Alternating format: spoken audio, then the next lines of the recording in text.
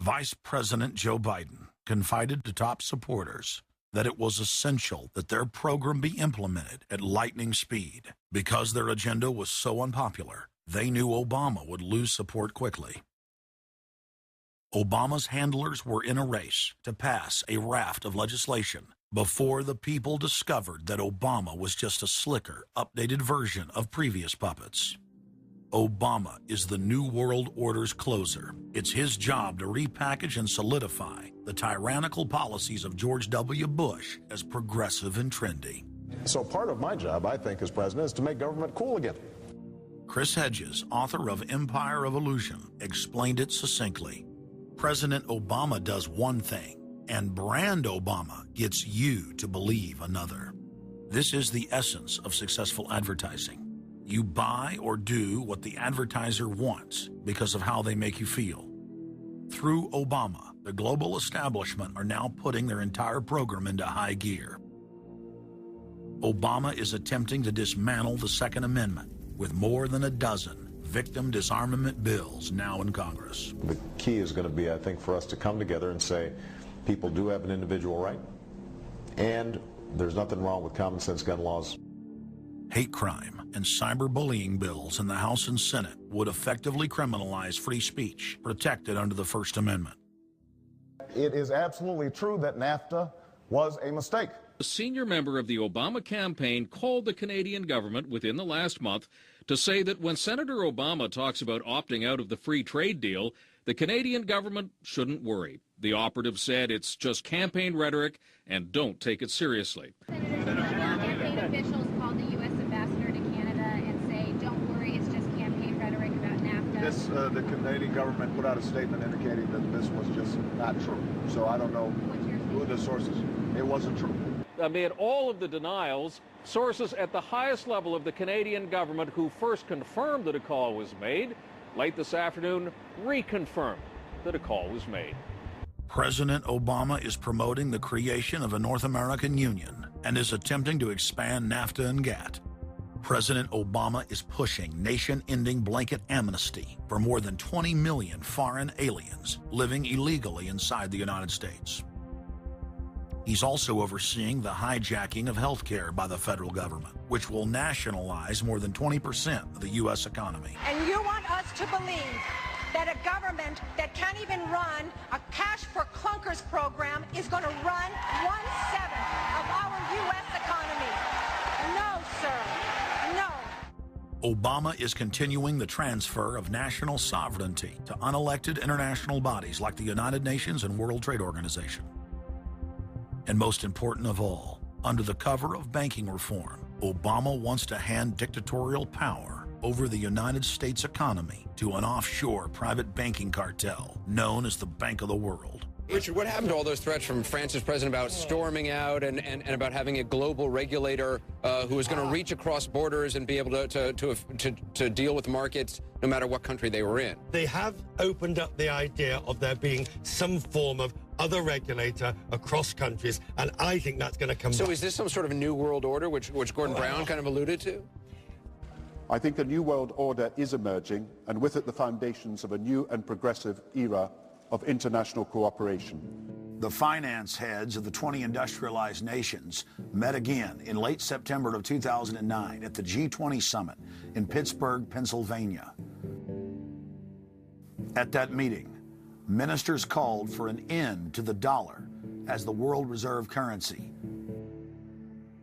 They also called for a strengthening of global governance and called for a new world order.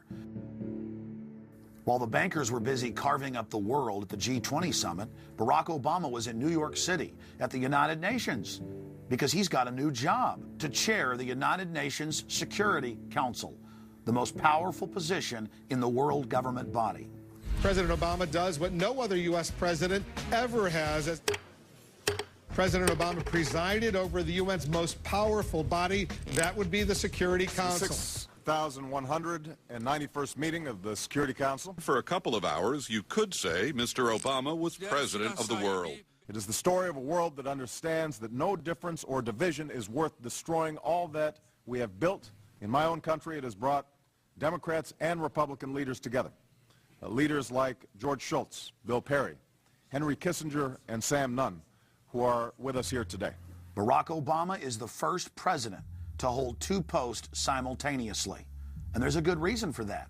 It's illegal. Article 1, Section 9 of the Constitution forbids any U.S. president from serving any foreign government or institution. He swears an oath to protect and defend the Constitution of the United States. But now Barack Obama has sworn allegiance to the global government and the United Nations that he heads up. Let that sink in real good. Barack Obama now heads the United Nations Security Council. You cannot serve two masters, and Obama isn't. He's selling out the last vestiges of sovereignty that this country had. This, ladies and gentlemen, is the destruction of our nation, and it's also high treason. Obama's lies are obvious and out in the open. He hides in plain sight. And from the moment he took office, his lies have only increased, despite the fact that his ratings have dramatically dropped since Election Day. From the mid-80s to the low 40s, a large portion of Americans still gullibly hang on his every word. It is bringing entertainment to thousands of people. Through its magic, we are able to enjoy a combination of the radio, motion pictures, and the stage, right in the comfort of our own homes, simply by pushing a button and turning a dial. These cells with their electrical charges are scanned by a stream of electrons, completing 30 pictures a second. Compare that crude picture with these of today, and you can judge for yourself how far along the road to perfection television has traveled. Most people still today think that all entertainment to do with movies, drama, is therefore nothing more than their entertainment. It never ever was that case.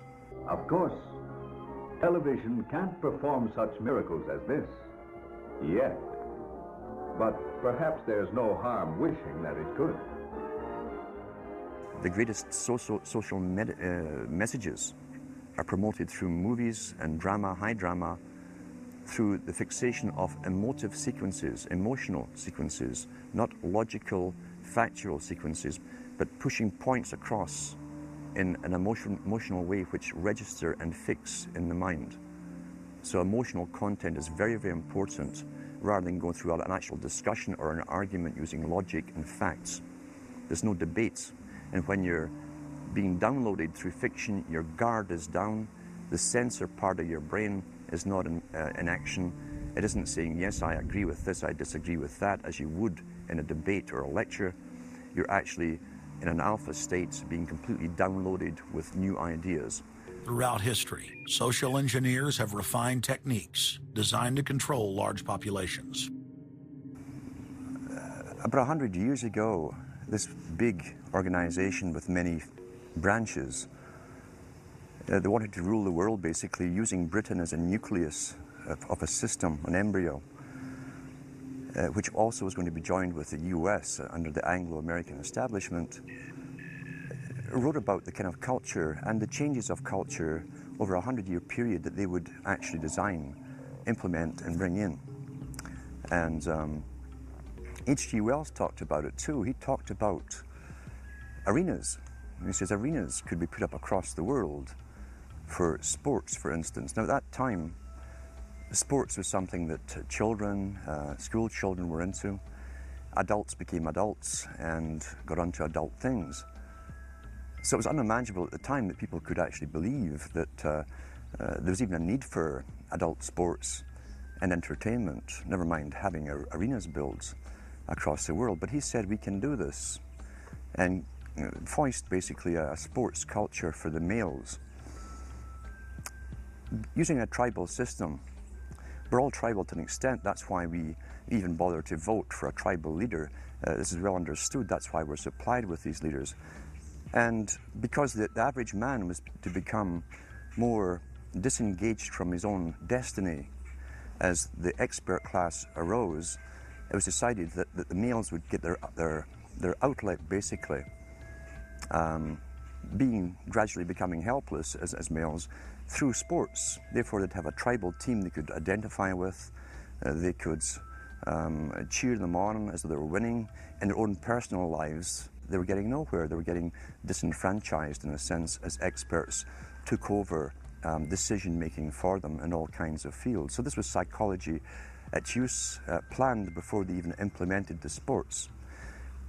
When radio came along, of course, they used that to the maximum. Sports for the men,